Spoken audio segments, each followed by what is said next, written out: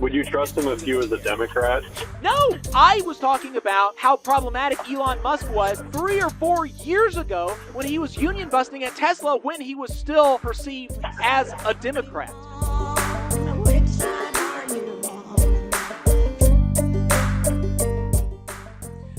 We have another caller on the line. This one is Anonymous. Anonymous, what's your name? You can give a pseudonym and where are you calling from? Hey, my name's Mark, and I'm in the Midwest. Mark in the Midwest. What's on your mind? All right, yeah, so I'm a federal employee, and I have no problem with DOJ investigating the waste and fraud within our agencies. And it's ironic that caller said wear red, white, and blue. You guys don't like the American flag at all. You actually defame it and face it. So the irony of doing that is just comical. I mean, you guys look like clowns. We've done that before? You're saying, don't audit us. Stop. Don't look in here. Yes, you have, especially at the recent anti-ICE rallies. I mean, you guys are constantly stomping on the American flag. How about the BLM riots as well? You guys are stomping all over the American flag as well. I don't know who is. I don't know who you guys are when you're saying this kind of stuff, but I have not. I have not ever done anything like that. I have. I actually have. Sure, you have it. Pin. I actually have an American flag pin that I wear on my suits sometimes, and so, I'm not totally sure. And I have actually on this program talked about. How I think there are really freaking cool things about the American experiment and that are really exciting, and how I am, to a good extent, proud to be an American, proud of the things that American people have done in our country, and proud to be an Alabamian, proud of things that Alabamians have done. Obviously not proud of everything, but I think that the legacy of the United States is a complicated one, and I think that you can kind of choose what you want to emphasize and stuff like that. So I don't think there's anything wrong with being proud to be American and stuff like that. So are you familiar with when Obama said we need to, investigate and, audit our agencies? When Bush did this as well, are you familiar with how the Democratic Party used to stand on all these issues? But then when the Republicans do it, it's like, oh, no, don't look here. Don't look in the closet. You can't look in there. Don't audit us. Stop. It's like, whoa, relax. We just want to see where the spending's going. We're an X amount of, debt. There's nothing wrong with looking into the agencies. You guys are acting like children, and you're going to throw rallies and protests against this? This is pathetic. You guys, this is the hill you're dying on. This is why the Democratic Party is losing.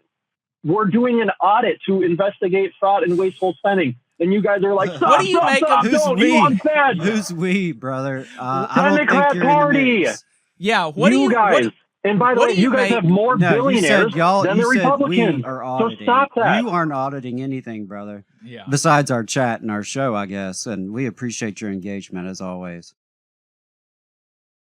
You're welcome. You guys need a little bit of a lesson taught here. I mean, you guys just say, oh, billionaire Musk. You guys have Bill Gates, George Soros. How come you never talk about your billionaire? It's so ironic. It's just this show talked about Bill Gates and how his influence on the American education system has been poisonous. Literally, like 30 so why aren't you talking about George Soros? Billionaires should not exist. Oh, but those are. And by the way, what a communist thought process saying billionaires should not exist. Wait a second. Do you want us to criticize our billionaires, or so criticizing Bill Gates is communist? No, you said we cannot have billionaires. Anything after this, we should not have billionaires. Illegal. You said that. Yes, and that's true. No, we should. Does that mean communism? You should be allowed to make as much money as you want. Yes, that would be imposing communist tactics and not have billionaires. Yes. What is communism? In a capitalist society, you should be able to make as much as you can. That's a good question. China. I mean, that's the definition there. Communism is when China. Oh. Okay. Do they have billionaires in China? I would use China as an example. Yeah, Mark, do they have billionaires in China? I'm sure they do. Huh. Okay. I'm really lost. So yeah, I'm lost, what's Mark. Your point? Okay. I'm just really lost. So going back to the point, oh no, don't audit us. Stop. Don't audit. Well, the point is, you guys are freaking out over being audited. Agencies, relax. We're looking into fraud. Thousands of people have lost their jobs already, dude. Yeah. So, Mark, the problem with I mean, I feel like I have laid out. Hold on. You asked me the question. Why why are we? And it's a good question. This is a good question. I thought I answered it earlier, but it's a question. Why are we not happy with what Musk is doing with his Doge Commission? And I laid out because you some have of the Elon problems. derangement syndrome. Now hold on, Mark. I mean, you gotta let me respond. I laid out some of the reasons why. There are several. For one, it's actually not being transparent. There is not transparency with the Doge Commission. There is not a commitment to the truth. I just talked about 2 instances where there was just total lies, and it's not there's no transparency. There's no commitment to the truth from this commission. It's also, I've talked about in the past, being led by, racist teenagers. I think that is a problem when you have racist teenagers auditing the federal government. I think there are better people to do that. And there are significant conflicts of we'll get back to that in just a second. There are significant conflicts of interest with Elon Musk and the agencies that he is wanting to quote unquote audit, like the Consumer Financial Protection Bureau, the Federal Aviation Administration, the National Labor Relations Board, all agencies that have credibly alleged that Musk's companies have been violating the law. And so he obviously has a conflict of interest there and an interest in impeding the functioning of these agencies. And so nobody is opposed to finding waste, fraud, and abuse. There are inspector generals, which was actually one of the first things that Donald Trump did, is he fired a lot of the independent inspector generals in violation of the law, which was admitted to by Lindsey Graham, of all people, that the way that he let these inspector generals go was illegal. He's a rhino. The problem with this is that it is not transparent. There's no commitment to the truth. There are conflicts of interest. They are getting rid of the people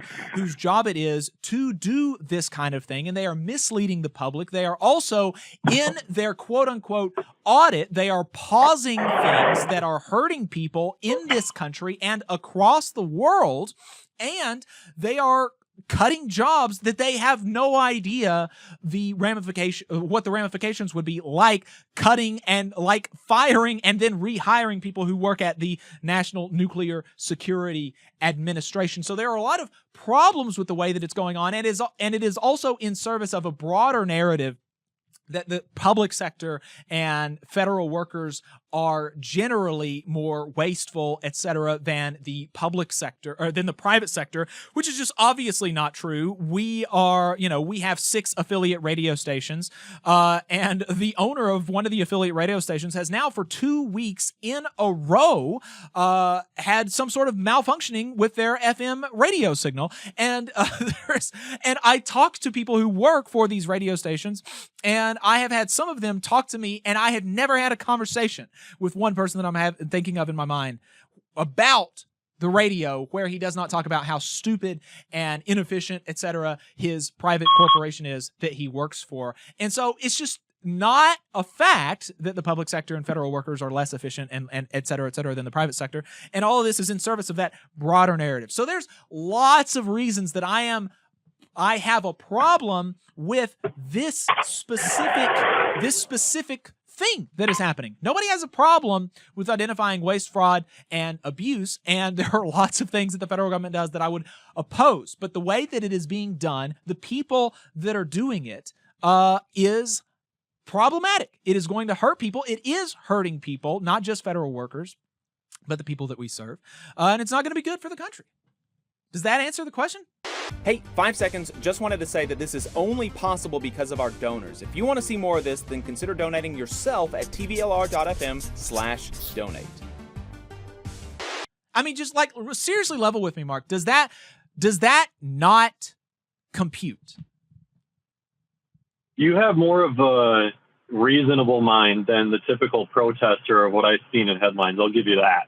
Well, then but why the overall premise, why do you lob these kinds of attacks, accusations at me and our program that you think exist? And I'm sure there are all sorts of crazy crazy freaking people. Okay, I'm sure that some people actually believe the things that you think that we believe, but I know that you've been listening for a long time, and so, like, why do you do that?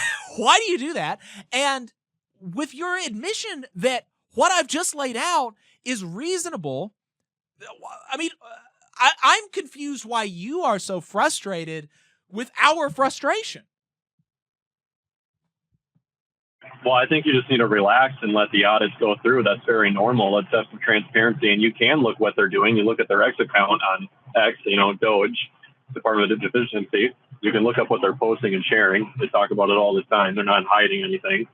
And did we need 87,000 more IRS agents? Doubt it. Remember when the Biden administration took on 87,000 more? Yeah, we do. To go after, the small people?